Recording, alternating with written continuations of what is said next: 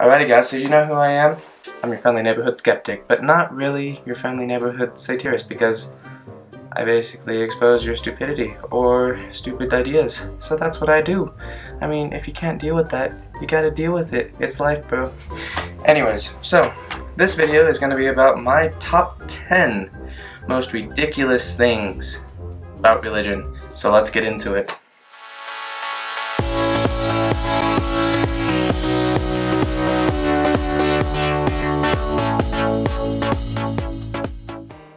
Alright, so number 1 on my list.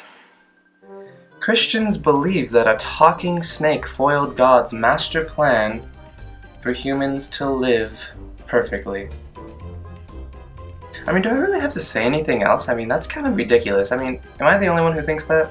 I really hope I'm not, because it really is ridiculous. I mean, a talking snake. Last time I checked, snakes can't talk, and the snake's punishment was crawling on your belly for the rest of time. I mean, don't they already crawl on your belly? I know a lot of people are like, oh, he has arms, or he had arms, blah blah blah, and he was Satan. But you know, actually in the Bible, in the Old Testament, it doesn't even say Satan. It says Satan. Big difference, not a proper noun. I mean, come on people, do your research. And not only that, but God set us up to fail from the beginning. If you put a marshmallow in front of a little kid, they're gonna eat it. The majority of the time. I mean, look at the psychology stuff on that, but the majority of the time, they will eat it. So, I mean, he basically did the exact same thing to us. So there's this one tree, don't eat it or else you'll die. And then, you know, the snake comes along and is like, man, you ain't gonna die. He lied to you. Which means that God did say that they were gonna die. Which means that God lied to them. And isn't that a sin? Oh wait, it's not in the 10 Commandments. Just like rape, incest, child abuse, you know, things like that. Alright, number 2. Women wearing burkas in the Middle East. I mean, nowhere in the Quran does it say that you need to wear a full burqa, and for those of you who don't know, a burqa is like the thing that goes over your head, but burqa is like the full thing that has like the mesh thing in front of you. I'll put a picture right here, just so you guys know. In the Quran, it only says you have to wear a hijab. I'm not sure if I'm saying that right, I think I am. I'm not sure though, I'm pretty sure I am. But a hijab just says to cover the hair and the chest. That's all. It's just these religious freaks that take it out of proportion and make them wear completely full covering things. I mean, it says that for men too. It just says be modest. I mean, a full burqa isn't being modest. That's going overboard. And if you want to, I mean, women should be able to wear whatever the hell they want. I mean, that is up to you guys. That's fine. But the minute you're forced to do something, and a lot of people in the Middle East will say, oh, they're not forced to do it, they want to do it. But if you really look at it, they are forced to do it. I mean, and I'll include the verses in the description if you guys really want to look at it for yourself, and I'll actually do that for the first point as well. I'll do that as well. Now, number 3, in Hinduism, something I haven't really touched on, Eastern religions, because I myself don't really know them that well. I really focus on Abrahamic religions because I know them well. But from what I've read and the research that I've done, if a woman's husband is having an affair, his wife has to treat him like a god. Why? I have no idea.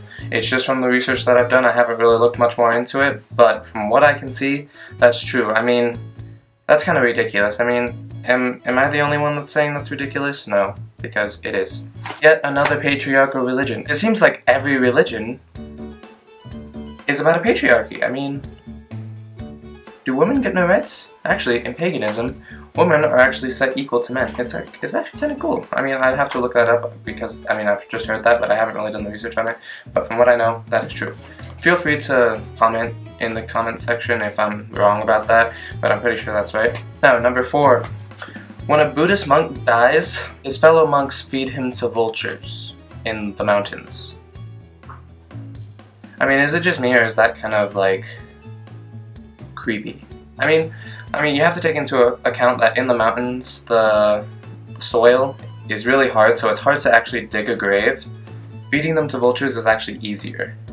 Not to mention that in the mountains, there's also not a lot of trees, so like timber is hard to find as well. But it's also known as sky burial if you guys want to look into that, and I'll also put a link in the description. For all of these things, I will put links in the description to what they are and all of this stuff like that. Now, this is one of my favorite, number 5. Mormons believe that God lives on a planet or star, or nearest to a star. The Book of Mormon doesn't really differentiate between planets and stars, but they believe that God lives on a planet or star named Kolob. And it's just like heaven, except it can be destroyed by an asteroid. Which kind of makes you wonder, like, why would you want to go there if it can just get destroyed? I mean, Earth can do the same thing, but I mean, it is more probable than a heaven outside of this dimension or whatever Christians believe. I mean, how do you know that? Oh yeah, Joseph Smith was told by God that he lives near a star or planet named Kolob, so, I mean, it's kind of weird. So I mean, I guess since it doesn't differentiate between planets or stars, you don't know if you get to live on a planet or if you just burn alive in a star. Although if it's your soul, then it doesn't really make sense. I don't know, guys. Now, number 6. A lot of people probably don't know this, but God actually holds the record for killing the most humans.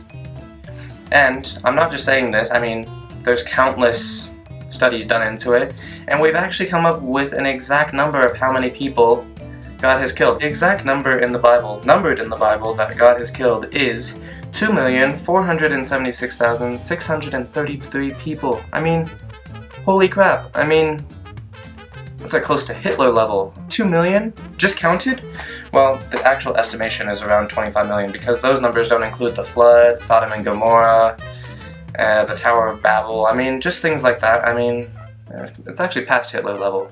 I mean, if you guys don't know what that is, the flood, the Christians believe that the whole earth was flooded around 4,000 years ago and that everything died, but a guy named Noah put a bunch of animals on an ark and saved all of their species, which really doesn't make sense. Sodom and Gomorrah was 2 cities that were filled with sin and incest and all this stuff like that, so God, like, destroyed them. This guy named Lot, his wife, like, looked back on the city and, like, turned to salt or something. I mean, guys, if you just take a little common sense and look at these things, they don't make sense. God's counterpart, Satan has only killed 10 people. That's numbered in the Bible. I say only. I mean, that's still bad, but I mean, 10 compared to 2.5 million. 10 compared to that, that's very little. And that's estimated around 60 people. So, I mean, if you really compare the two, what seems like the lesser people? Another one of my favorites, number 7. In Islam, the punishment for adultery or rape, I'm pretty sure it's interchangeable. If a woman is raped, for the man to get any sort of, punishment, there has to be 4 male witnesses that literally witnessed the intercourse, as in, like, you know, has to witness it firsthand. And that's the only way. And they have to be trusted men. They can't just be like her brother or something like that, which even in Islam, I doubt their brothers would even do that. 4 trusted men. Or if the rapist confesses, then obviously. Speaking of rape, number 8. In the Bible, this is Christianity, if a man rapes a married woman, he dies. Okay, I mean, in the times, that seems fair, right? But if he finds a virgin who hasn't been claimed by anybody and rapes her, he has to pay her father 50 pieces of silver, right? And then, here's the kicker. He has to marry the girl he raped. Now, I don't know about you, but if I was raped, I wouldn't want to marry my rapist. I mean, that's really messed up, guys. I mean, would you even want to live in the same town, let alone the same bed as your rapist? No. So I don't know what the Bible is trying to say here, like it's okay to rape, like, this stuff is messed up. I mean, ew, cringy. Number 9. Mormons believe that the Garden of Eden is in, yes, Missouri of all places, in North America. For those of you who don't know, the Garden of Eden was this paradise of sorts that Adam and Eve lived in when they were first created, and then they got kicked out when they sinned and ate the fruit. Let's just say the fruit. This kind of jeopardizes, like, the book of Genesis, because it says, like, certain things. And not to mention that it says there is an angel with a fiery sword guarding the Garden of Eden. So even if they had found the Garden of Eden, they wouldn't be able to get in if it was real, which it isn't. But in Missouri, really? Most people believe that it was in between the Tigris and Euphrates River in the Middle East, which is, I believe, in Iran. But anyways, they believe it's in Missouri. Number 9. The bread and wine taken at communion actually churn into blood and flesh after they're swallowed. do I really need to... Do I really need to expand on this? Does that not sound ridiculous? Yes, it turns to flesh and blood. I mean, I'm gonna include a link where it explains all of it, but I mean, flesh and blood... Oh. I mean, how do people believe this stuff? I really don't understand. And I mean, most Catholics don't believe that today, from my understanding. But I mean, when people actually did believe that, I mean, how do you believe these things? Finally, number 10. Jews believe that if you put a dirty milk glass and a plate that you used for like pork or meat in the same dishwasher, you're condemned to hell. And this is due to like the Old Testament law of like no pork and no dairy like in the same and whatever, like all of that stuff. But I mean, like, really? If you wash something that had pork on it and milk in the same dishwasher, you're gonna get condemned? I mean, Jesus! I mean, no, that... I'm not sure if this is true, but I've heard that a lot of Jews in Israel actually have like 2 fridges, 2 dishwashers for different things like that, so they can keep a kosher kitchen. Really? Like, I mean, this stuff is ridiculous, guys. Alright guys, if you like this video, give it a thumbs up. If you didn't, thumb it down. Personal preference. If you guys think I need to work on anything, or you guys have any questions, go ahead and drop me a comment. And, you knew it was coming, subscribe. Another one of my favorites. It is ridiculous. Number 7.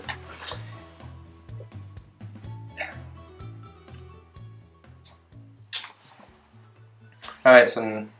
Shit. Is Islam. Ugh. Alright guys, sorry that I missed posting a video this weekend. I had some personal problems with my family that I had to fix, but I'm trying to stick to my schedule, one on Wednesday and one on the weekend, Saturday or Sunday. Alright guys, if you want to check out more people like me, check out my like videos, like my linked channels. Go ahead and check those out. They're great people. I love them. So yeah, thanks for watching. And subscribe if you want to. It's up to you. I'm not gonna force you. Subscribe. And really, how do people not see insanity in this, guys? Come on.